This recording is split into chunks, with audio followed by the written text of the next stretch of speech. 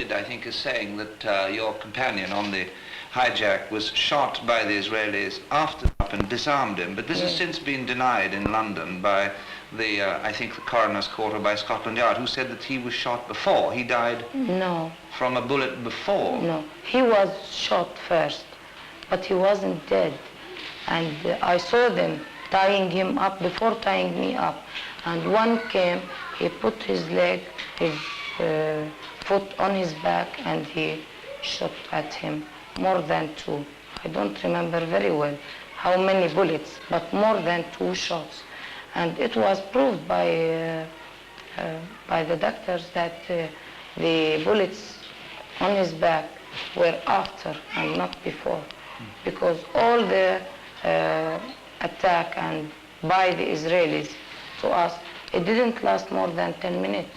How exactly did it take place? Can you tell me briefly? Yes, after we acted, we moved with our grenades open, and my comrade with his grenade and his pistol.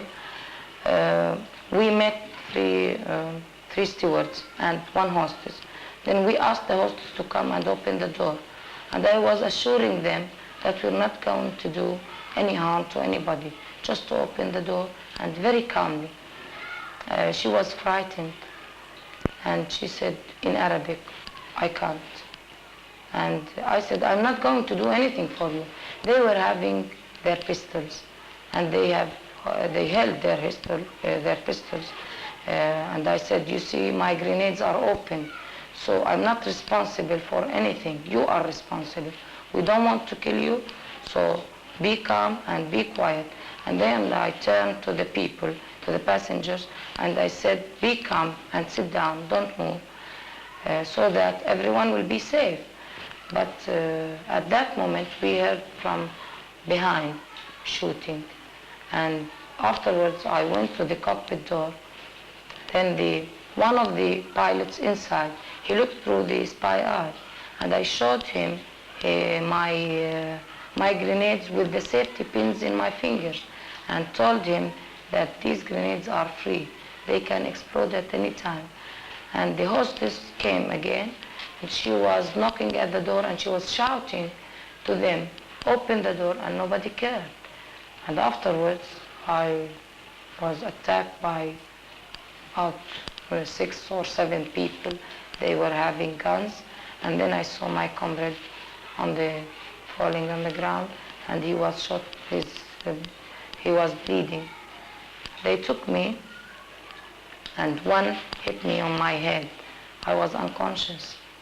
Afterwards, they were booting me. Kicking you? Yes, kicking and booting everywhere. One wanted to pull me from my hair, and he was bleeding. And then he just put his hand and caught my hair. He was going to pull me up, but I had a wig.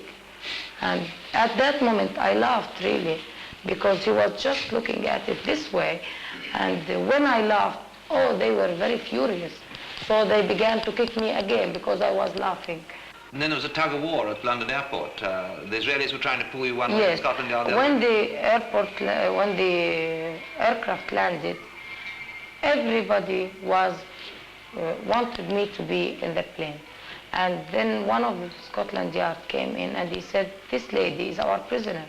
And everyone was shouting, especially the one who was tying me, and he was catching me. He said, "We will never give you this lady. She is our prisoner." And he said, "Do you think yourself in some place else? You are in London." I remember these words very well.